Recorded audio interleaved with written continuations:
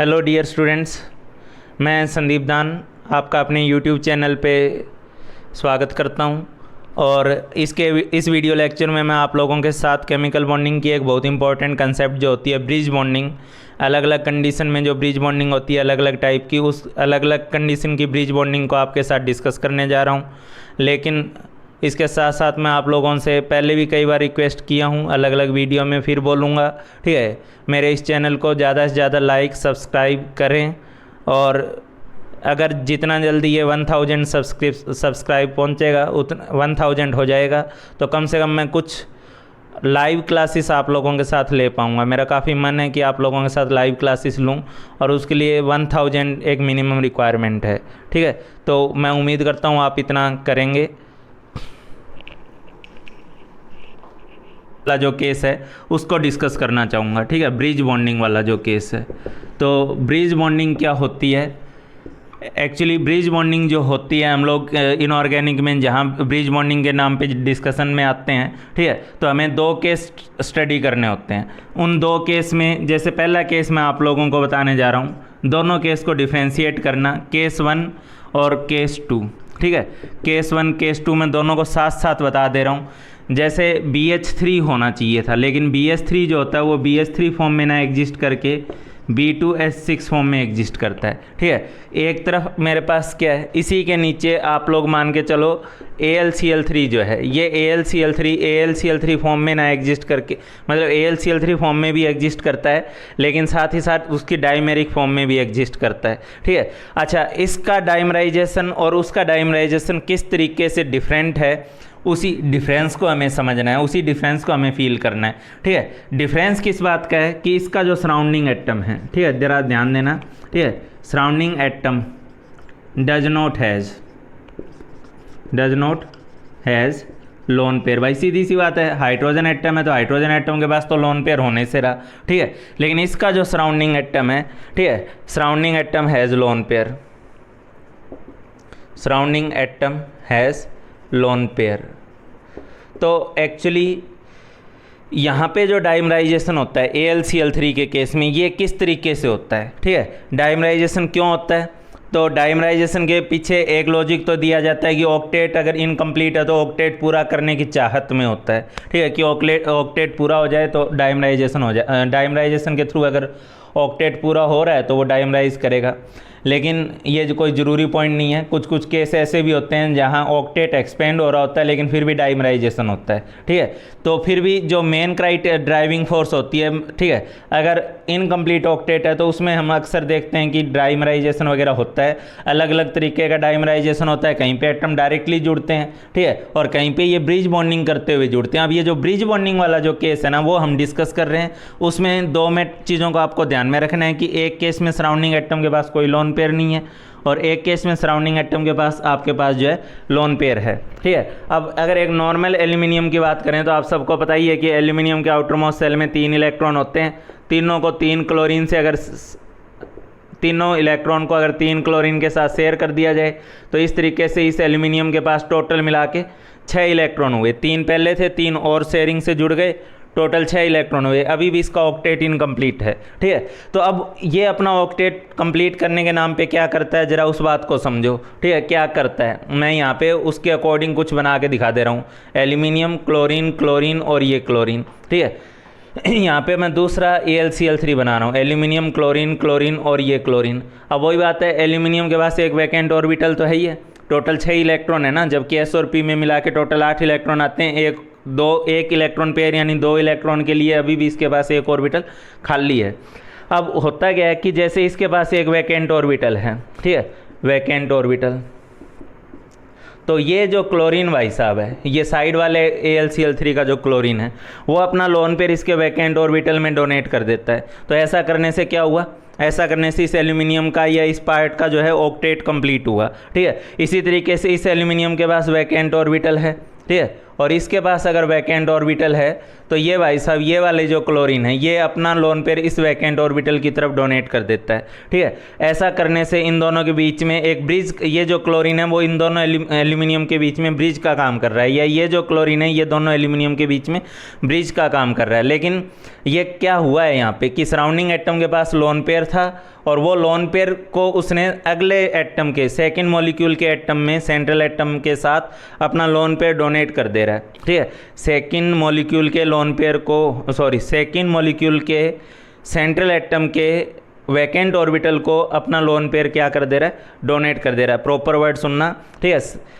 एक एटम का जो एक मॉलिक्यूल का जो क्लोरीन है वो सेकंड मॉलिक्यूल के सेंट्रल एटम के वैकेंट ऑर्बिटल में अपना लोन पेयर डोनेट करते हुए ब्रिज बनाने का काम करता है, ब्रिज बॉन्डिंग बनाता है, ठीक है। तो ये क्लोरीन इसको अपना लोन पेयर डोनेट करता है तो यहाँ एक ब्रिज बना, ये क्लोरीन इसको अपना एक लोन पेयर डोनेट करता है तो इसके थ्रू इसका ऑक्टेट पूरा हुआ और इधर इसका ऑक्टेट पूरा हुआ, ठीक है। तो ये केस तो है जब सराउंडिंग एटम के पास लोन पेयर था, तो उस केस में तो सराउंडिंग एटम अपना लोन पेयर नेक्स्ट एटम के सेंट्रल नेक्स्ट मॉलिक्यूल के सेंट्रल एटम के वैकेंट ऑर्बिटल को डोनेट कर देता है, ठीक है। यहाँ क्या होगा, यहाँ पे तो कोई वैकेंट ऑर्बिटल ही नहीं है, ठीक है। इस केस में तो वैकेंट ऑर्बिटल तो है, बोरॉन और BS3 को अगर एक नॉर्मली बनाया जाए तो बोरॉन के आउटर मोस्ट सेल में 3 इलेक्ट्रॉन है, 3 इलेक्ट्रॉन 3 हाइड्रोजन के साथ शेयर हो रखे हैं और एक ऑर्बिटल इसका खाली है, ठीक है। एक ऑर्बिटल जो है वो इसका खाली है। अब BS3 से B2S6 कैसे बनेगा, इसका डाइमराइजेशन कैसे होगा। अब हाइड्रोजन के पास तो कोई लोन पेयर है नहीं, ठीक है, सीधी सी बात है। हाइड्रोजन के पास तो कोई लोन पेयर है नहीं कि वो अपना लोन पेयर आगे वाले बोरोन को डोनेट कर दे, तो वो वाला सीन तो इसमें नहीं आने वाला है।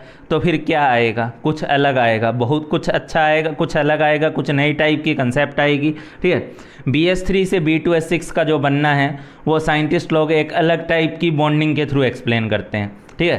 हालांकि मैं चलो अभी पहले आपके साथ डिस्कस कर दे रहा हूँ। जैसे B है, H है और H है, ठीक है। यहाँ पे एक तीसरा H है इसके साथ। इन तीनों ने अपना जो है हाइड्रोजन ने एक एक इलेक्ट्रॉन शेयर करते हुए बोरॉन के साथ बॉन्ड बनाया हुआ है, ठीक है। उसी तरीके से इस बोरॉन और हाइड्रोजन के पास अपना अपना इलेक्ट्रॉन शेयर करते हुए ये अपने अपने थ्रू बॉन्डिंग करते हुए अपना बॉन्ड बनाए हुए हैं, ठीक है। लेकिन इस बोरॉन के पास वैकेंट ऑर्बिटल है और इसका ऑक्टेट भी इनकम्प्लीट नहीं है।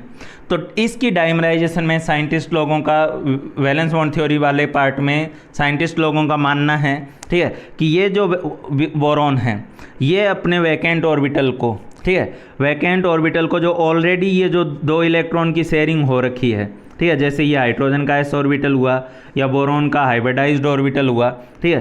तो इस हाइब्रिडाइज्ड ऑर्बिटल और इनके बीच में जो शेयरिंग थी, तो इसमें साइंटिस्ट लोगों का मानना है, ठीक है, जिन्होंने इस BS3 B2S6 का डाइमराइजेशन एक्सप्लेन किया है, कि ये जो बोरॉन है इसका वैकेंट ऑर्बिटल इसी इलेक्ट्रॉन पेयर के साथ जो ऑलरेडी 2 के बीच में शेयर था, ठीक है, ये जो 2 इलेक्ट्रॉन ऑलरेडी बोरॉन के बीच में शेयर थे इसी के साथ जाके बॉन्डिंग करता है, ओवरलैपिंग करता है। मतलब हम जनरली बोलते हैं कि 2 इलेक्ट्रॉन 2 एटम के बीच में शेयर होकर बॉन्ड बनता है, ठीक है। लेकिन यहाँ इलेक्ट्रॉन 2 ही हैं, लेकिन कितने के बीच में शेयर हो रहे हैं, 3 एटम के बीच में शेयर हो रहे हैं। ये जो 2 इलेक्ट्रॉन हैं ये इस हाइड्रोजन के पास भी काउंट होंगे, इस बोरॉन के पास भी काउंट होंगे, और क्योंकि इस बोरॉन का ऑर्बिटल भी इसके साथ ओवरलैप कर रहा है, मतलब हम जनरली बॉन्ड बनाने के नाम पे एक सिंपल अगर बात करते हैं तो हम बोलते हैं कि 2 ऑर्बिटल आए और 2 ऑर्बिटल ने ओवरलैप किया। लेकिन यहाँ पे एक साथ क्या एज्यूम किया गया, ठीक है, कि यहाँ पे 3 बॉन्ड एक साथ बन रहे हैं, 3 ऑर्बिटल एक साथ ओवरलैप कर रहे हैं, और उन 3 ऑर्बिटल की जो ओवरलैप सिचुएशन है उसमें ये 2 इलेक्ट्रॉन है। मतलब ये 2 इलेक्ट्रॉन इस बोरॉन में भी काउंट होंगे, इस हाइड्रोजन में भी काउंट होंगे और इस बोरॉन में भी काउंट होंगे, ठीक है। इसी के चलते इस बॉन्डिंग को हम लोग एक बड़ा सिंपल सा नाम आप लोग सुने होंगे, 3 सेंटर 2 इलेक्ट्रॉन बॉन्डिंग बोलते हैं, ठीक है। क्या हम लोग इसको 3 सेंटर 2 इलेक्ट्रॉन बॉन्डिंग बोलेंगे? क्या इसको 3 सेंटर 2 इलेक्ट्रॉन बॉन्डिंग बोलेंगे? नहीं बोलेंगे। क्यों नहीं बोलेंगे? क्योंकि इसका और इसका सीन अलग अलग है। 3 सेंटर 2 इलेक्ट्रॉन बॉन्डिंग में क्या होता है कि जो 2 इलेक्ट्रॉन होते हैं वो 3 एटम के बीच में शेयर्ड होते हैं, जबकि इसमें क्या है, यहाँ अपना एल्यूमिनियम क्लोरीन अपना एक प्रॉपर बॉन्ड बना रहा है और यहाँ पे क्लोरीन और एल्यूमिनियम के बीच में अलग से जो लोन पेयर है वो अपना बॉन्ड बना रहा है, ठीक है। तो ऐसा नहीं हो रहा है कि एल्यूमिनियम उसी शेयर्ड इलेक्ट्रॉन के साथ जाके बॉन्डिंग की कोशिश कर रहा है, ऐसा नहीं हुआ है, ठीक है। तो इसको हम लोग 3 सेंटर 2 इलेक्ट्रॉन बॉन्डिंग नहीं बोलेंगे। मैं इतनी उम्मीद करता हूँ कि आपको इसका और इसका डिफरेंस समझ में आ रहा है, ठीक है। हाँ, कुछ बुक वाले इसको 3 सेंटर फोर इलेक्ट्रॉन बॉन्डिंग बोलते हैं कि इस ब्रिज के बनने में 3 सेंटर है और 4 इलेक्ट्रॉन की शेयरिंग है। कैसे 4 की? 2 इस साइड शेयरिंग है और 2 इस तरफ शेयरिंग है, ठीक है। तो इसके बेसिस पे इसको 3 सेंटर एंड 4 इलेक्ट्रॉन बॉन्ड जरूर बोल सकते हो। हालांकि है ये भी ब्रिज बॉन्ड, ठीक है, लेकिन ये 3 सेंटर 2 इलेक्ट्रॉन फॉर्म में नहीं है, ठीक है। तो एक केस जो मैं आपके साथ डिस्कस करना चाह रहा था, पहले मैंने नाम नहीं लिखा, अब लिखने जा रहा हूँ, ठीक है। 2 टाइप की ब्रिज बॉन्डिंग हम लोग डिस्कस करते हैं। एक बोलते हैं 3 सेंटर 2 इलेक्ट्रॉन बॉन्डिंग, ठीक है, और एक हम लोग बोलते हैं 3 सेंटर एंड 4 इलेक्ट्रॉन बॉन्ड। दोनों का डिफरेंस आपको क्लियर हो रहा होगा। इस ब्रिज को बनाने में 3 एलिमेंट्स यूज हुए हैं, ठीक है, 3 एटम यूज हुए हैं और इलेक्ट्रॉन 4 शेयर हुए हैं, 2 ये वाले 2 ये वाले, ठीक है। तो इसको आप 3 सेंटर 4 इलेक्ट्रॉन बॉन्डिंग बोलोगे। और इस केस में आप लोगों ने फील किया होगा इलेक्ट्रॉन 2 ही शेयर हुए हैं, लेकिन कितने एटम के बीच में शेयर हुए हैं? 3 एटम के बीच में। तो इसको आप 3 सेंटर 2 इलेक्ट्रॉन बॉन्डिंग बोलोगे। तो ब्रिज बॉन्डिंग जो अपने पास है वो 2 टाइप की है, 3 सेंटर 2 इलेक्ट्रॉन फॉर्म में है और 3 सेंटर 4 इलेक्ट्रॉन फॉर्म में है। 3 सेंटर 4 इलेक्ट्रॉन फॉर्म की ब्रिज बॉन्डिंग कब होगी? जब सराउंडिंग एटम के पास लोन पेयर होगा और उस लोन पेयर को डोनेट करते हुए वो ब्रिज बॉन्ड बनाएगा, ठीक है। अच्छा, अब क्या था? अच्छा, मैं इसके साथ साथ इसको मैं एक बात और बोल दे रहा हूँ, इसको मैं 3 सेंटर 2 इलेक्ट्रॉन बॉन्डिंग का नाम देता हूँ। इसके अलावा ये शेप, अगर आप इसका इलेक्ट्रॉनिक डिस्ट्रीब्यूशन देखोगे तो वो बनाना शेप में आएगा, ठीक है, और बनाना शेप में आएगा। मैं बना भी दूंगा नीचे, अब स्पेस बनाना पड़ेगा मुझे उसके लिए। इसको बनाना बॉन्डिंग भी बोलते हैं। क्या बोलते हैं? बनाना बॉन्डिंग भी बोलते हैं, ठीक है। लेकिन इसके अलावा 2 नाम मैं अपनी तरफ से लूँगा इसके, ठीक है। एक तो मैं इस बॉन्डिंग को बोलता हूँ वाह्यात बॉन्ड, ठीक है। वाह्यात बॉन्ड क्यों बोलूँगा भाई इसे मैं? ठीक है, सीधी सी बात है, कोई बॉन्ड बनाने में हम लोग जनरली एक जो नॉर्मल बॉन्डिंग की कंसेप्ट है उसमें यही सोचते हैं कि 2 एटम आके ओवरलैप किए, 2 ऑर्बिटल ओवरलैप किए, एक इलेक्ट्रॉन ने अपना शेयरिंग किया, ठीक है, या एक ऑर्बिटल खाली था और दूसरे ने 2 इलेक्ट्रॉन लेके आया, तो भी एक बॉन्ड बनने में 2 इलेक्ट्रॉन की शेयरिंग होती है एक बॉन्ड बनने में, और 2 ऑर्बिटल के बीच में होती है। लेकिन यहाँ पे मैं इसको वाह्यात क्यों बोल रहा हूँ कि भाई जहाँ 2 ऑर्बिटल ऑलरेडी बॉन्ड बनाए हुए थे, उसी ऑर्बिटल में, उसी ओवरलैप हिस्से में आप तीसरे ऑर्बिटल को और इन्वॉल्व करवा दिए, ठीक है, उसी ऑर्बिटल ओवरलैप में, ठीक है। तो जो 2 इलेक्ट्रॉन 2 ऑर्बिटल के बीच में शेयर होने चाहिए थे, उसको एक टाइप से आपने ज़बरदस्ती एज्यूम किया हुआ है कि वो 3 ऑर्बिटल के बीच में शेयर्ड है, ठीक है, ज़बरदस्ती का आपने एज्यूम किया हुआ है।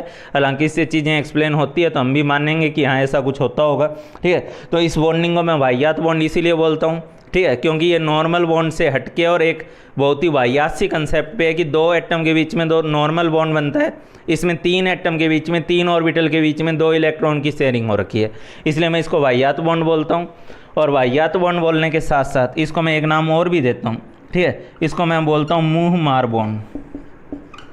मुँह मार बॉन्ड का क्या मतलब है? सीधी सी बात है, अगर हम लोग 2 लोग अपने बैठ के आराम से कोई खाना खा रहा है, ठीक है, और आप गए उसी के थाली में थोड़ा सा कुछ खा पी के आ गए, ठीक है, तो एक टाइप से होता है नहीं कि उसकी थाली में मुंह मारा है। तो यही सीन यहाँ पर है कि यहाँ 2 एटम के बीच अपना बॉन्ड बना हुआ था, ये ऑर्बिटल ज़बरदस्ती का गया और उसी में जाके मुंह मार ले रहा है, ठीक है। तो इसलिए मैं इसको मुंह मार बॉन्डिंग, वाह्यात bonding, banana bonding, 3 center 2 electron bonding, obvious बात है ये तो जर्नल नेम है जो यूज़ होते ही होते हैं, लेकिन आपको समझना होगा कि ये अपने आप में एक वाह्यात किस्म का बॉन्ड है, इसको आप वाह्यात बॉन्डिंग बोल सकते हो, ठीक है। तो ये वाह्यात बॉन्ड या किस टाइप का बॉन्ड है? मुंह मार बॉन्ड है, ठीक है, जिसमें क्या होता है कि एक एटम का वैकेंट ऑर्बिटल ज़बरदस्ती 2 एटम की जो शेयरिंग थी उसी में जाके मुंह मार के आ जा रहा है, ठीक है। तो उसी तरीके से जैसे इसके पास बोरॉन का वैकेंट ऑर्बिटल है, ये भाई साहब क्या करता है, ये वैकेंट ऑर्बिटल जो है वो इसके साथ आकर के मुंह मार लेता है, ठीक है। तो इस तरीके से क्या हुआ कि जो 2 के बीच में शेयर्ड था, ठीक है, वो एक्चुअली कितने के बीच में शेयर्ड मान लिया गया? 3 के बीच में शेयर्ड मान लिया गया, ठीक है। तो ये जो केस है आपके पास, ठीक है, और इस केस में आपका डिफरेंस समझना होगा कि ब्रिज बॉन्डिंग जो होती है वो 2 टाइप से होती है, ठीक है, 3 सेंटर 2 इलेक्ट्रॉन फॉर्म में होती है और 3 सेंटर 4 इलेक्ट्रॉन फॉर्म में होती है। 3 सेंटर 4 इलेक्ट्रॉन बॉन्ड जो होता है वो तो एक नॉर्मल बॉन्ड होता है, उसमें सराउंडिंग एटम के पास लोन पेयर होना चाहिए, सराउंडिंग एटम अपना लोन पेयर नेक्स्ट मॉलिक्यूल के सेंट्रल एटम के वैकेंट ऑर्बिटल में डोनेट कर देता है, ठीक है। और इस केस में क्या होता है कि सराउंडिंग एटम के पास लोन पेयर नहीं होता, लेकिन फिर भी हम लोग कई जगह देखते हैं कि ये डाइमराइजेशन या पॉलीमराइजेशन हो रहा है और ब्रिज बॉन्ड बन रहा है, ठीक है। तो उस केस में हम लोग ये बोलते हैं कि जो बॉन्डिंग हुई है वो अलग तरीके की बॉन्डिंग है, वो एक नॉर्मल बॉन्डिंग से हटके बॉन्डिंग है, वो एक वाहियात बॉन्ड है, वो एक मुंह मार बॉन्ड है, ठीक है। उस मुंह मार बॉन्ड का मतलब ये है कि जो दो इलेक्ट्रॉन दो एटम के बीच में शेयर थे, एक एटम का ऑर्बिटल उसी दो शेयर्ड इलेक्ट्रॉन के साथ जाके मुंह मार लेता है, ठीक है। तो इसके चलते आप इसको क्या बोलोगे, 3 सेंटर 2 इलेक्ट्रॉन बॉन्ड बोलोगे, या इसको आप बनाना बॉन्ड बोलोगे। इस टाइप की जो ब्रिज बॉन्डिंग हुई है उसमें ये तब हम लोग अज्यूम करते हैं जब सराउंडिंग एटम के पास लोन पेयर ना हो, ठीक है। चलो अभी बाकी स्पेस नहीं बच रहा तो मैं इसको साफ करके दोबारा से B2S6 की बाकी पॉइंट्स को एक्सप्लेन करने जा रहा हूँ। हाँ भाई, तो आप लोग देख ही रहे हो कि B2S6 का मैंने डाइमराइजेशन अभी आपको समझाया कि इस बोरॉन का जो वैकेंट ऑर्बिटल है वो इसके साथ जाके मुंह मार लेता है जो ऑलरेडी 2 इलेक्ट्रॉन शेयर थे, इसका ये ऑर्बिटल इसके साथ आगे बॉन्ड बना लेता है, ठीक है। तो इस तरीके से आपके पास ये ब्रिज बॉन्डिंग हो रही है, और इस ब्रिज बॉन्डिंग के अंदर, ठीक है, आप लोग आगे नोटिस करोगे, ठीक है। नोटिस क्या करोगे, आपसे अक्सर इसकी हाइब्रिडाइजेशन वगैरह पूछी जाती है। तो इसकी हाइब्रिडाइजेशन जो है, अच्छा इसको बनाना बॉन्ड क्यों बोलते हैं, तो इसको बनाना बॉन्ड बोलने का कारण यही है कि आप लोग जब इतनी देर से यही समझाने की कोशिश कर रहा हूँ कि ये एक अलग ही किस्म का बॉन्ड जो है साइंटिस्ट लोगों ने दिया है, ठीक है। तो इसमें क्या मानना है कि ये जो 2 इलेक्ट्रॉन है, ये थ्योरेटिकल कंसेप्ट है, ये जो 2 इलेक्ट्रॉन है ये माना गया है कि ये 3 एटम के बीच में शेयर्ड है, ठीक है। तो जब 3 एटम के बीच में ये 2 इलेक्ट्रॉन शेयर्ड हैं तो उसको कुछ इस तरीके से दिखाया जाता है, ठीक है, कि ये इलेक्ट्रॉन इस बोरॉन और इस हाइड्रोजन तीनों के बीच में शेयर्ड है, और ये बनाना शेप में बनाया जाता है, इसलिए इसको बनाना बॉन्ड भी बोला जाता है, ठीक है। और यहाँ से भी एक बनाना बॉन्ड अलग से दिखा दिया जाएगा, तो यहाँ एक बनाना बॉन्ड और एक इधर बनाना बॉन्ड, इसी का क्या बोल रहे हमने, या तो बोलोगे बनाना बॉन्ड, ठीक है, या बोलोगे इसे 3 सेंटर एंड 2 इलेक्ट्रॉन बॉन्ड। तो बनाना बॉन्ड बोलोगे या 3 सेंटर 2 इलेक्ट्रॉन बॉन्डिंग इसे आप बोलोगे, ठीक है। उसके बाद आगे देखो आप लोग, इसमें बोरॉन की अक्सर हाइब्रिडाइजेशन आपसे पूछी जाती है।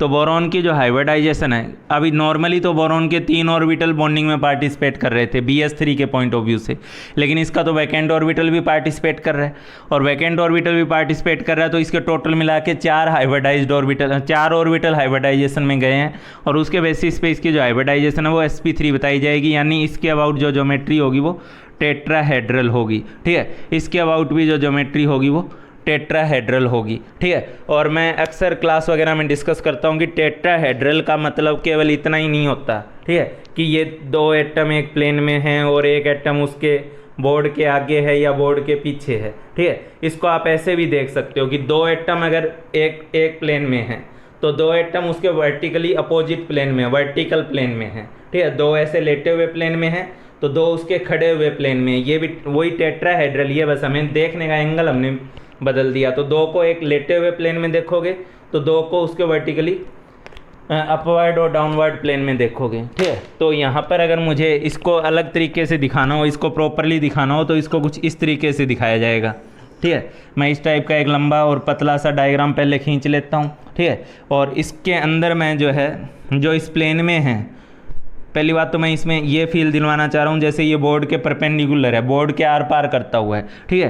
तो अगर ये हाइड्रोजन बोर्ड इस प्लेन में है, ठीक है, तो ये वाले जो 2 हाइड्रोजन हैं वो ऐसे ऊपर और ऐसे नीचे हैं इस प्लेन के, और क्योंकि ये ऊपर नीचे हैं तो ऊपर और नीचे से ही वापस आएंगे, तो ये वापस दोनों जो बॉन्ड है वो किस में हो जाएंगे, इस प्लेन में हो जाएंगे, ठीक है। तो ये इसकी B2S6 की स्ट्रक्चर होती है, जो कि एक नॉन प्लेनर स्ट्रक्चर होती है, ठीक है। कैसी स्ट्रक्चर होती है, ये अपने आप में एक नॉन प्लेनर स्ट्रक्चर होती है, ठीक है। अब मुझे आप लोग बताओगे इसमें कि इस नॉन प्लेनर स्ट्रक्चर के अंदर, ठीक है, इसमें अक्सर अगर कोई बच्चा सोचेगा, अगर उसको नॉलेज ना हो कि ये बॉन्ड किस तरीके से बना है, तो वो तो यही सोचेगा ना कि हाइड्रोजन ने 2 बॉन्ड बना लिए, ठीक है। वो तो यही दिमाग लगाएगा कि यार हाइड्रोजन ने 2 बॉन्ड बना लिए। तो आपको पहले से ही एटलीस्ट कॉमन सेंस होनी चाहिए, ठीक है, पहले से नॉलेज होनी चाहिए। कॉमन सेंस क्या बोल रहा हूँ, नॉलेज होनी चाहिए कि ये जो लाइनें 2 भले ही खींची गई है, लेकिन इन 2 लाइनों के बीच में भी इलेक्ट्रॉन 2 ही शेयर है। हाइड्रोजन का तो एक ही ऑर्बिटल शेयर हुआ है, ठीक है,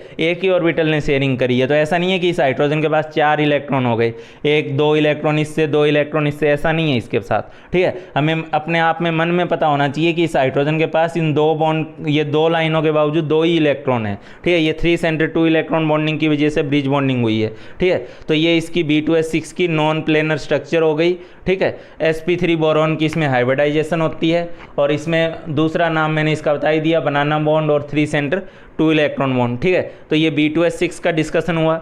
इसी टाइप की और बॉन्डिंग हमें कहाँ कहाँ देखने को मिलती है, मैं जल्दी से आपके साथ डिस्कस कर रहा हूँ। हाँ भाई, 3 सेंटर 2 इलेक्ट्रॉन बॉन्डिंग द्वारा होने वाला जो डाइमराइजेशन है वो हमें कहाँ कहाँ देखने को मिलता है, ज़रा जल्दी से आप लोग देख लो, ठीक है। 3 सेंटर 2 इलेक्ट्रॉन बॉन्डिंग से होने वाला डाइमराइजेशन हमें और कहाँ देखने को मिलेगा, ठीक है। AlCH3 whole thrice, AlCH3 whole thrice. यहाँ पे कार्बन के पास, हाइड्रोजन के पास, इनके पास कोई लोन पेयर नहीं है, लेकिन ये मॉलिक्यूल भी डाइमराइज करता है Al2CH3 होल 6 फॉर्म में, ठीक है। तो ये जो डाइमराइजेशन है ये भी 3 सेंटर 2 इलेक्ट्रॉन बॉन्डिंग से हुआ है। BeH2 जो है, आप लोगों को बता दूं, BeH2 जो होता है वो सॉलिड स्टेट में एग्जिस्ट करता है, ठीक है। क्यों एग्जिस्ट करता है? क्योंकि ये डाइमराइज नहीं बल्कि पॉलीमराइज होता है, और कोई चीज़ जब लगातार जुड़ेगी, पॉलीमराइज होगी, तो ऑब्वियसली बात है वो भारी बन के सॉलिड बन के ही रहेगी, ठीक है। तो BeH2 जो होता है वो BeH2 होल N की फॉर्म में एग्जिस्ट करता है, ठीक है। एग्जिस्ट ही इस फॉर्म में करता है, जैसे हमने अभी बताया B2S6 एग्जिस्ट करता है, वैसे ये एग्जिस्ट करता है, ठीक है। ये सॉलिड फॉर्म में होता है, ठीक है। इसको आप चाहो तो यहाँ सॉलिड लिख दो, ये सॉलिड फॉर्म में होगा। ये पॉलीमेरिक स्ट्रक्चर होती है, ठीक है। ये पॉलीमेरिक फॉर्म में होता है, और ऐसा क्यों होता है, पॉलीमेरिक फॉर्म इसकी क्यों बनती है, ठीक है। जैसे B2S, ये एक्चुअली किसका डाइमराइजेशन हुआ है, BeH2 का हुआ है, ठीक है। तो BeH2 की एक नॉर्मल शेयरिंग अगर आप लोग करोगे, नॉर्मल शेयरिंग मतलब नॉर्मली हम लोग सोचें तो बेरिलियम के आउटर मोस्ट सेल में 2 इलेक्ट्रॉन है, हाइड्रोजन के पास 2 इलेक्ट्रॉन, एक इलेक्ट्रॉन है, इसने यहाँ शेयर किया, यहाँ शेयर किया। इस बेरिलियम के पास 2 वैकेंट ऑर्बिटल है, ठीक है। BH3 में एक ही वैकेंट ऑर्बिटल था, ठीक है, 2 ही इलेक्ट्रॉन की कमी थी। लेकिन इस भाई साहब के पास तो कितने इलेक्ट्रॉन हैं, 2 इलेक्ट्रॉन है इसके पास, 2 वैकेंट ऑर्बिटल है, और इसके पास अभी भी 4 ही इलेक्ट्रॉन हुए हैं आफ्टर शेयरिंग वैलेंस सेल में, ठीक है। अभी भी इसके पास 4 इलेक्ट्रॉन की और कमी है, ठीक है। तो इस 4 इलेक्ट्रॉन की कमी को वो कैसे पूरा करता है, ठीक है। ये जो है एक साथ कई सारी ब्रिज बॉन्डिंग में इन्वॉल्व होता है। कैसे इन्वॉल्व होता है ज़रा देखो, मैं जैसे BS3 का डाइमराइजेशन दिखाया हूँ, वैसे इस केस में इसका पॉलीमराइजेशन आपको दिखाने जा रहा हूँ। उसके लिए आप लोग पहले से ही इस टाइप की स्ट्रक्चर पहले से ही बना के रख लो अपनी कॉपी पे। क्या होता है मेरे प्यारे बच्चों, इसके पास 2 वैकेंट ऑर्बिटल हैं, या आपने देखा ही इसके पास, और इसके पास 2 वैकेंट ऑर्बिटल हैं। तो ये क्या करता है, एक तरफ इधर मुंह मार लेता है एक ऑर्बिटल, ठीक है, और दूसरी तरफ वैकेंट ऑर्बिटल इधर मुंह मार लेता है। तो ऐसा करने से क्या हुआ, ऐसा करने से इसके 2 ऑर्बिटल ने, ठीक है, इधर और इधर मुंह मारते हुए इस बेरिलियम की कुछ हद तक जो है ऑक्टेट पूरा करने की कोशिश करी है, ठीक है। लेकिन ये बहुत ही वाहियात से तरीके से करी है, ठीक है। तो ये कोई मज़ेदार बॉन्ड नहीं है, लेकिन फिर भी सुनो, इसी टाइप से इस बेरिलियम के पास 2 वैकेंट ऑर्बिटल है। तो ये क्या कर रहा है, एक तरफ इधर, ठीक है, और एक तरफ इस तरफ दूसरे के साथ जो है ब्रिज बॉन्डिंग कर ले रहा है। फिर ये भाई साहब के पास फिर 2 वैकेंट ऑर्बिटल है, ठीक है। ये एक तरफ इधर ब्रिज बॉन्डिंग कर लेगा, ठीक है, और एक तरफ इधर ब्रिज बॉन्डिंग करेगा किसी नेक्स्ट वाले के साथ, ठीक है। इसी तरीके से इस भाई साहब के पास तो थे ही, इस भाई साहब के पास भी 2 वैकेंट ऑर्बिटल हैं, ठीक है। तो एक इस तरफ वाले के साथ मतलब 3 सेंटर 2 इलेक्ट्रॉन बॉन्डिंग करेगा, तो एक किसी आगे वाले के साथ 3 सेंटर 2 इलेक्ट्रॉन बॉन्डिंग करेगा। तो ये इस टाइप से लगातार आगे से आगे क्या होता जाएगा, पॉलीमराइज होता चला जाएगा, ठीक है। एक चेन फॉर्म में आगे से आगे बनता ही चला जाएगा, और इसी वजह से तो ये किस फॉर्म में एग्जिस्ट करता है, इसी वजह से ये सॉलिड फॉर्म में एग्जिस्ट करता है, ठीक है। तो आप इसको ऐसे दिखा सकते हो, ठीक है। मैं यहाँ पे इसको बना के छोड़ दे रहा हूँ इतना, ठीक है, क्योंकि ये रुक तो रहा नहीं है, पॉलीमराइज हो रहा है, तो पूरे पॉलीमर की स्ट्रक्चर तो बना नहीं सकते। तो इसका होल एन करके लिख दे रहा हूँ कि ये इसी तरीके से आगे जो है चलता चला जाएगा, ठीक है। आगे ध्यान दो जरा सा आप लोग, इसमें यहाँ पे इसके ऑर्बिटल के साथ भी कोई ना कोई आ रहा होगा साइड से, इसके साथ भी कोई ना कोई साइड से आ रहा होगा, ठीक है। तो उस जगह को मैंने छोड़ दिया है। अब इस बात को आप लोग फील कर लो, ठीक है। इसको ऐसे भी दिखा सकते हो, बेरिलियम बेरिलियम बेरिलियम बेरिलियम, ठीक है, क्योंकि इसके सारे बॉन्ड जो हैं वो ब्रिज बॉन्ड में कन्वर्ट हो चुके हैं। अब नॉर्मल बॉन्ड कोई सा नहीं है, सारे के सारे ब्रिज बॉन्ड हैं, और वो भी कौन से वाले, 3 सेंटर 2 इलेक्ट्रॉन बॉन्ड वाले। यहाँ हाइड्रोजन दिखाओ, यहाँ हाइड्रोजन दिखाओ, यहाँ दिखाओ, ठीक है, यहाँ दिखाओ,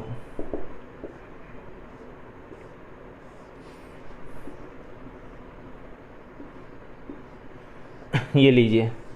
तो इस तरीके से आप लोगों ने क्या कर दिया है, इस तरीके से आप लोगों ने B2S6 का जो सॉलिड फॉर्म है, पॉलीमेरिक सॉलिड फॉर्म है, वो आपके सामने मैंने ड्रॉ कर दिया है BH2 का। ठीक है, तो सॉलिड फॉर्म में वो क्यों एग्जिस्ट करता है, ये इसका जवाब भी आपके सामने है। ठीक है, तो 3 सेंटर 2 इलेक्ट्रॉन बॉन्डिंग B2S6 के अलावा आपको AlCH3 के डाइमराइजेशन में या BH2 के पॉलीमराइजेशन में देखने को मिलेगी। ठीक है, अच्छा अगर मैं आप लोगों से एक हल्का सा क्वेश्चन उस टाइम पूछने वाला था, B2S6 को अगर मैं बोल लूँ इज़ इलेक्ट्रॉन डेफिशिएंट, ठीक है, इज़ इलेक्ट्रॉन डेफिशिएंट, या मैं इसको बोल लूँ is a Lewis acid. Lewis acid क्या होता है, जो बार वाले एटम से या किसी और से लोन पेयर एक्सेप्ट करे। ठीक है, तो क्या B2S6 को आप लोग इलेक्ट्रॉन डेफिशिएंट मानोगे, क्या उसको आप एक लेविस एसिड मानोगे। ठीक है, तो आप बोलोगे सर इसका तो ऑक्टेट पूरा हो गया था। ठीक है, 3 सेंटर 2 इलेक्ट्रॉन बॉन्डिंग से हुआ, लेकिन इसका तो ऑक्टेट पूरा हो गया।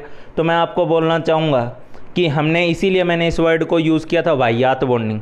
इसका ऑक्टेट पूरा जरूर हुआ है, ठीक है, लेकिन एक बहुत वाहियात किस्म की बॉन्डिंग से हुआ है, एक मुंह मार किस्म की बॉन्डिंग से हुआ है। एक होता है नहीं कि रज के खाना खा लिया, ठीक है, पेट भर के खा लिया, वो पेट भर के खाना खाने वाला सीन अभी नहीं था। ठीक है, ज़बरदस्ती का 2 के इलेक्ट्रॉन थे, 2 ऑर्बिटल के बीच में सेट थे। ठीक है, ज़बरदस्ती का उसमें जाके मुंह मारा गया, और उसके अलावा उसको कुछ खास हेल्प नहीं मिली है। ठीक है, तो इस वजह से B2S6 के अंदर अभी भी अपने आप में देखा जाए तो एक प्रॉपर इलेक्ट्रॉन की फॉर्म में ऑक्टेट पूरा नहीं हुआ है। ठीक है, अभी भी इसको इलेक्ट्रॉन की कमी फील हो रही है, और इसके चलते ये अभी भी एक लेविस एसिड है। और इसको ऑर्गेनिक केमिस्ट्री वगैरह में तो आप लोग एज ए इलेक्ट्रोफाइल कई जगह B2S6 को जो है यूज़ करते ही हो। ठीक, तो B2S6 जो है वो इलेक्ट्रॉन डेफिशिएंट है और अपने आप में एक लेविस एसिड है ये। ठीक है, तो इस बात को आप इसको क्या लिखना होगा, ट्रू फॉल्स में लिखना होगा, तो इसको आप लोग ट्रू लिखोगे। ये मत सोच लेना कि एक बहुत गंदे से किस्म के बॉन्ड से अगर इसका ऑक्टेट पूरा हो गया है तो आप लोग बोलोगे कि लो सर इसका तो ऑक्टेट पूरा है, अब तो ये इलेक्ट्रॉन डेफिशिएंट बचा नहीं। अभी भी ये इलेक्ट्रॉन डेफिशिएंट ही है, क्योंकि बहुत गंदे तरीके की बॉन्डिंग से इसने अपने ऑक्टेट को पूरा किया है। चलो अब इसके अलावा मैं कुछ 3 सेंटर और 4 इलेक्ट्रॉन वाले जो बॉन्डिंग है, ब्रिज बॉन्डिंग है, उसके कुछ एग्जाम्पल और डिस्कस कर दे रहा हूँ। अब मैं जल्दी से आपके सामने 3 सेंटर और 4 इलेक्ट्रॉन बॉन्डिंग वाला केस डिस्कस कर ले रहा हूँ। 3 सेंटर 4 इलेक्ट्रॉन बॉन्डिंग, ठीक है। तो एक तो मैंने आप लोगों को बोला ही कि AlCl3 जो होगा वो जब डाइमराइज करके Al2Cl6 बनाता है, ठीक है, तो उसकी बॉन्डिंग वगैरह कैसे होती है वो मैं समझा चुका हूँ, फिर भी जल्दी से बोल दे रहा हूँ। यहाँ पे क्लोरीन क्लोरीन क्लोरीन, ठीक है, यहाँ पे 3 क्लोरीन दिखा दो आप लोग। अब एक काम करो, इसका लोन पेयर इसके वैकेंट ऑर्बिटल में भर दो, ठीक है, और इसका जो लोन पेयर है सराउंडिंग एटम का वो इसके लोन वैकेंट ऑर्बिटल में डोनेट करा दो, ठीक है। तो ऐसा करने से इसके वैकेंट ऑर्बिटल में और इसके वैकेंट ऑर्बिटल में इलेक्ट्रॉन आ गया, तो इसका भी ऑक्टेट पूरा हो गया, ठीक है। इसकी भी हाइब्रिडाइजेशन जो है वो आप लोग sp3 बताओगे, लेकिन आप इसको बनाना बॉन्ड नहीं बोलोगे, आप इसको 3 सेंटर 2 इलेक्ट्रॉन बॉन्ड नहीं बोलोगे। हाँ, बोलने को इसको 3 सेंटर 4 इलेक्ट्रॉन बॉन्ड बोला जा सकता है, ठीक है। अब एक बात का ध्यान दो, आप यहाँ पे ये वैकेंट ऑर्बिटल में दे दिया, तो इसके अगर हाइब्रिडाइजेशन sp3 है तो इसकी स्ट्रक्चर को आप लोग कैसे दिखा सकते हो, B2S6 वाले तरीके से दिखा सकते हो, ठीक है। यहाँ इस एल्यूमिनियम के अबाउट अगर 2 क्लोरीन इस प्लेन में हैं, ठीक है, तो 2 क्लोरीन इस प्लेन के ऊपर नीचे हैं, ठीक है। ये 2 क्लोरीन अगर इस प्लेन में है तो 1 क्लोरीन यहाँ नीचे है, और ये दूसरी तरफ से अपना लोन पेयर इसके वैकेंट ऑर्बिटल में दे रहा है, ये अपना लोन पेयर इसको दे रहा है, ठीक है। इसकी हाइब्रिडाइजेशन sp3 है, और साथ ही साथ ये भी कैसी ज्योमेट्री है, नॉन प्लेनर ज्योमेट्री है, ठीक है। ये जो ज्योमेट्री है वो नॉन प्लेनर ज्योमेट्री है, ठीक। अच्छा, इसी केस के और एग्जांपल अगर मैं आप लोगों के साथ डिस्कस करूं जल्दी से, ठीक है, तो एक आपके पास होता है BeCl2। अब आप समझ ही पा रहे हो कि BeCl2 में बेरिलियम के पास तो 4 इलेक्ट्रॉन की कमी है, जैसे BeH2 में थी, ठीक है। तो BeCl2 जो है अलग अलग फॉर्म में एग्जिस्ट करता है, BeCl2 फॉर्म में भी एग्जिस्ट करता है, BeCl2 का डाइमेरिक फॉर्म में भी एग्जिस्ट करता है, ठीक है, और इसकी पॉलीमेरिक फॉर्म में भी एग्जिस्ट करता है, तीनों फॉर्म में एग्जिस्ट करता है। और इसकी जो पॉलीमेरिक फॉर्म होती है वो सॉलिड फॉर्म होती है। क्यों सॉलिड होगी, आप खुद ही समझदार हो, समझ सकते हो कि अगर लगातार आगे से आगे जुड़ेगा और पॉलीमराइज होगा तो वो सॉलिड फॉर्म में ही जाएगा, ठीक है। तो और आपसे अक्सर क्वेश्चन अलग अलग बुक्स में क्वेश्चन भी मिलेंगे, ठीक है, कि बेरिलियम की हाइब्रिडाइजेशन बताओ BeCl2 में, या लिखा रहेगा hybridization in dimeric form of BeCl2, या आपको लिखा हुआ मिलेगा हाइब्रिडाइजेशन इन सॉलिड BeCl2। और सॉलिड BeCl2 का हाइब्रिडाइजेशन जब पूछा जाता है तो वो आपको इसका या इसका हाइब्रिडाइजेशन नहीं पूछ रहा होता है, इस फॉर्म का हाइब्रिडाइजेशन पूछ रहा होता है। ठीक है, इस तीनों केस में तीनों अलग अलग आंसर होंगे। आपको कई लोगों को तो ये भूल रखा होगा कि BeCl2 है तो हमेशा हाइब्रिडाइजेशन के नाम पे हमें Sp बोलना है। ये आपकी गलतफहमी है। अगर आपको BeCl2 के हाइब्रिडाइजेशन के बारे में बात करनी है, ठीक है, और क्वेश्चन में किस फॉर्म में पूछा गया इस बात का ध्यान रखना है।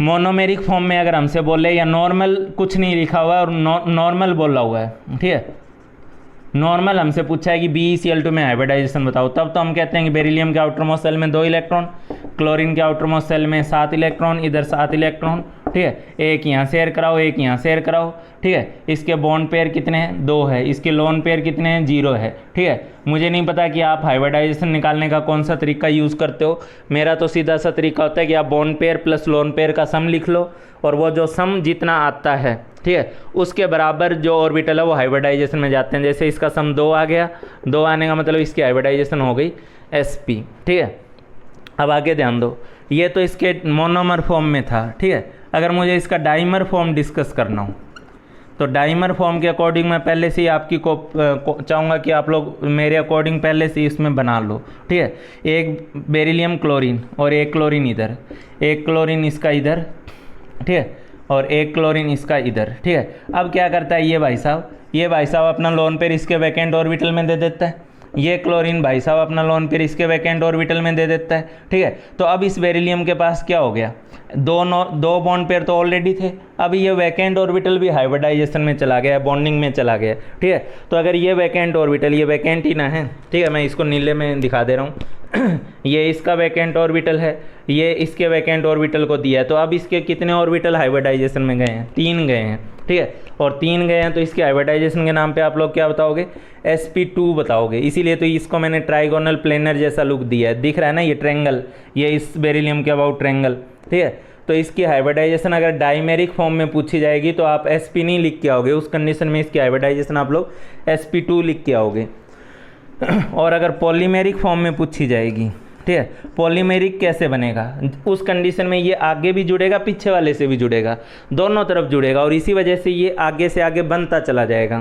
ठीक है, मैं एक फॉर्म में पहले से ही उसको बना के रख दे रहा हूँ। ठीक है, बाकी आप लोग अपने मन में फील करो, बार बार अपने आंखें बंद करो, दिमाग में सोचो कि क्या चल रहा है। ठीक है, ये भाई साहब क्या कर रहा है, इस बेरिलियम के पास 2 वैकेंट ऑर्बिटल है, आप लोग समझ पा रहे होगे इतना।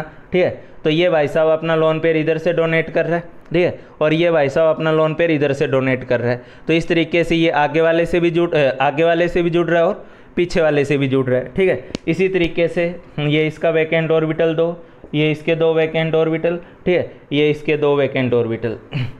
अब इसमें क्या होगा, जैसे मैंने BeH2 में बताया था, हालांकि वहाँ पे 3 सेंटर 2 इलेक्ट्रॉन बॉन्डिंग थी, यहाँ 3 सेंटर 4 इलेक्ट्रॉन बॉन्डिंग है। ये क्लोरीन अपना लोन पेयर इसको देगा, ठीक है, और इसके बाद ये क्लोरीन अपना लोन पेयर इसको देगा, ये क्लोरीन अपना लोन पेयर इसको देगा, ये इसको देगा, ये क्लोरीन आगे किसी को देगा, और इसके वैकेंट ऑर्बिटल में आगे वाला कोई देगा।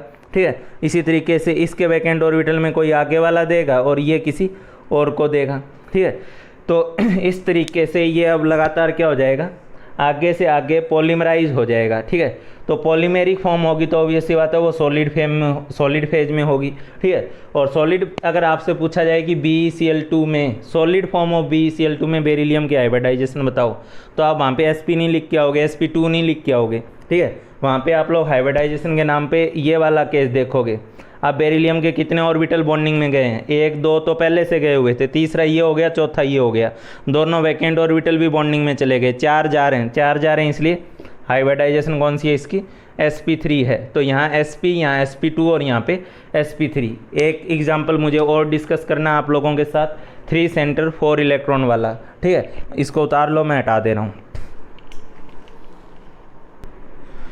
अगर जल्दी से मैं एक एग्जांपल और डिस्कस कर ले रहा हूँ आप लोगों के साथ, ICl3 जो होता है, ठीक है, वो भी डाइमराइज करके I2Cl6 बनाता है और ब्रिज बॉन्डिंग से बनाता है। ठीक है, इसमें भी 3 सेंटर 4 इलेक्ट्रॉन बॉन्डिंग होती है। मेरा पहले तो आप लोगों से एक क्वेश्चन है, ठीक है, क्या क्वेश्चन है? ठीक है, आपको ट्रू फॉल्स बताना है इस केस में कि ये स्टेटमेंट ट्रू है या फॉल्स है। I2Cl6 is a, planar molecule. ठीक है, प्लेनर मॉलिक्यूल का मतलब इसमें 2 आयोडीन 6 क्लोरीन टोटल मिला के 8 एटम है। तो ये 8 के 8 एटम एक ही प्लेन में है। ठीक है, ये बात मैं आपसे पूछना चाह रहा हूँ।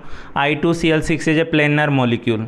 तो ज़रा वीडियो पॉज करके जल्दी से आप लोग इसको सॉल्व करो और ख़ुद ही बताओ कि ये प्लेनर मॉलिक्यूल है या नॉन प्लेनर मॉलिक्यूल है, इसका पॉलीमराइजेशन कैसे हुआ होगा। ठीक है, तो इधर ध्यान दे लो, अगर आपने कर लिया है तो इधर ध्यान दीजिए। मैं यहाँ पे आयोडीन का जो नॉर्मल ICl3 का जो केस होता है, पहले मैं उसको डिस्कस कर दे रहा हूँ। नॉर्मल ICl3 की कहानी क्या होती है कि आयोडीन के आउटर मोस्ट सेल में, ठीक है, आयोडीन के आउटर मोस्ट सेल में 7 इलेक्ट्रॉन हैं, जिसमें से 3 इलेक्ट्रॉन 3 क्लोरीन के साथ शेयर हो चुके हैं। ठीक है, 3 इलेक्ट्रॉन 3 क्लोरीन के साथ शेयर हो गए हैं। तो एक टाइप से देखा जाए तो यहाँ बॉन्ड पेयर कितना है, 3 बॉन्ड पेयर है। लोन पेयर कितना है, 2 लोन पेयर है। ठीक है, तो 3 बॉन्ड पेयर है, 2 लोन पेयर है, टोटल सम 5 है। और टोटल सम 5 का मतलब है 5 ऑर्बिटल हाइब्रिडाइजेशन में गए हैं।